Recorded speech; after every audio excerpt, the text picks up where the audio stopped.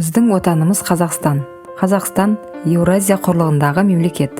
Мемлекетіміз солтүстікте Ресеймен, оңтүстігімізде Түркменстан, Өзбекстан, Қырғызстанмен, ал шығыста Қытаймен шектеседі. Астанамыз Нұр-Сұлтан қаласы. Нұр-Сұлтан қаласы әлемнің ең жас астанасы болып есептеледі. Халқымыздың саны 20 миллионға жуықтады. Республикамызда 130-дан астам ұлт өкілі тату-тәтті өмір сүріп жатыр.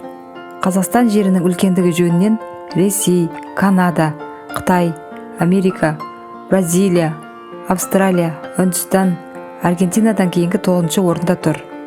Қазақстан қызғалдақ пен алма отаны. Жылғы алғаш рет Қазақстан аумағында қолға үйретілген.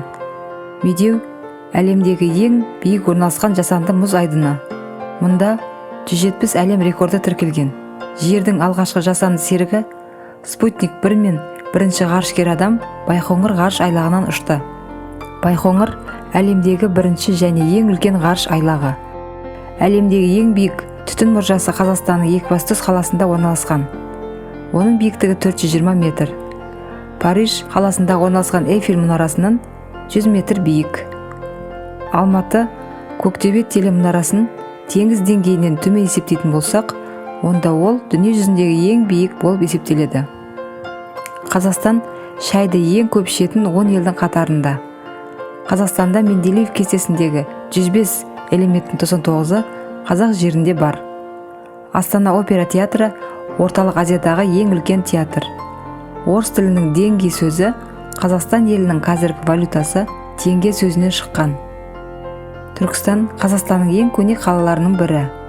Оның ең басты көрнекті жері Қожа Ахмет Яссауи кесенесі.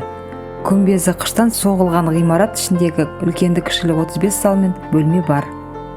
Орталық залда үлкен қазан орналасқандықтан ол жер қазандық деп аталады. Балалар, сендер де елімізге үлес қосуға дайын бол. Үлкенді сыйлап, сабағыңды жақсы оқығаның сенің қосқан үлесің болады. Видеомыз ұнаса, каналға жазылып, лайк басуды ұмытпа.